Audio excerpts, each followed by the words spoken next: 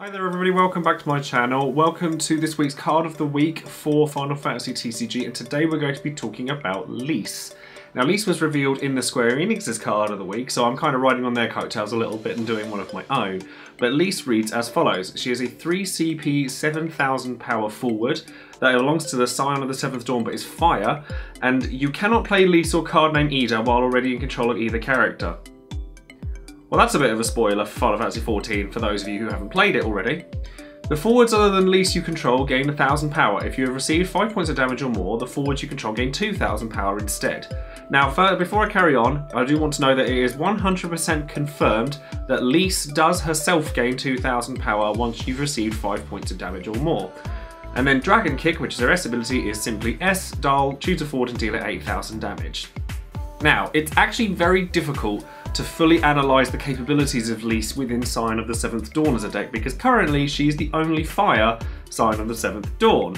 But the starter deck that she comes in, because this is a starter deck card, as you can see at the bottom, is going to be a fire and lightning card. So whether the other fire Scions, if there are any, it could end up being just like a FF14 deck rather than a Scion deck. We don't know yet, but it remains to be seen whether Fire X Scions can actually work or not, so we can't really judge Lyse for that. However, as a card in and of herself, there is an easy comparison to make between her and Luneth. Now, Luneth is an okay card, but all he does is boost power, and Lyse basically does the same and then some. However, she does it in a much bigger margin, so she's definitely an improvement on Luneth. But we're seeing a lot of these fire cards come around that do things when you're losing or when you're at 5 or more damage, like we had Jekt in the last set. We've had a couple of cards do something similar, and now Lyse does it as well. That being said, a 3 CP 9k guy late game as well as Jekt in the deck as well could end up being an interesting play, but bear in mind as well that tiebreakers in Final Fantasy TCG are judged by the amount of damage you've taken. So if you're going out of your way to do something like that, then you have to be absolutely sure you're going to win that game, because your tiebreakers might not be favourable to you.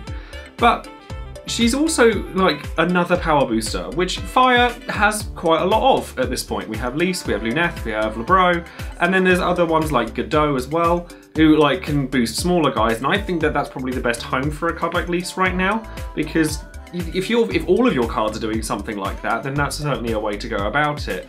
And I also quite like her as a 7 CP Phoenix target, because if you happen to have 5 damage or more, then you can play really big combat tricks, because 2000 power is quite a big gap.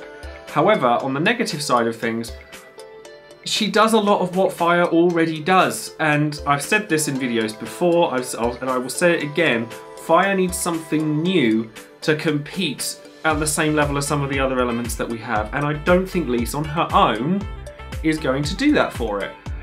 It's not going to take out Ishtolas or Dadalumas, and it's not going to take out a lot of the biggest threats that we have in the game currently. She just makes your guys bigger again, which we have so many cards that do that, it's just difficult to kind of judge her super favourably.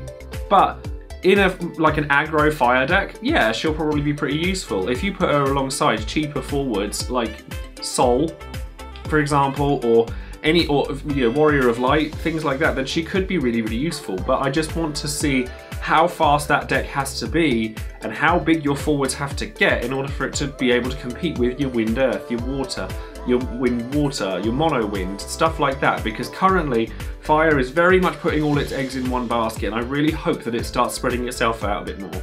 This is the best example of a card like that. Like, it kind of ticks all of the fire boxes. It deals damage relatively cheaply. It boosts all of your forwards, including herself late game, and she's kind of above the curve. But I just think that we need something a little extra that we're just not getting out of Fire right now, and I hope that we still see something like that from the set itself. So that's going to be it for this week's card of the week. Let me know what you guys think of Lyse in the comments below. But before I do go, I do quickly want to announce the winner of the Noctis playmat that I had advertised at the beginning of the month. And I'm very pleased to announce that Joseph King from Southampton is the winner of this playmat. So get into contact with me as soon as you can, Joe. Obviously, like the name. And I'll send this to you as soon as I can. So yes, thank you ever so much for watching, everybody, and don't forget to check out all of the social links in the description box below. It's always a mouthful to get out. And don't forget to subscribe, obviously, and hopefully I will see you guys very, very soon. Enjoy. Thanks again. Bye.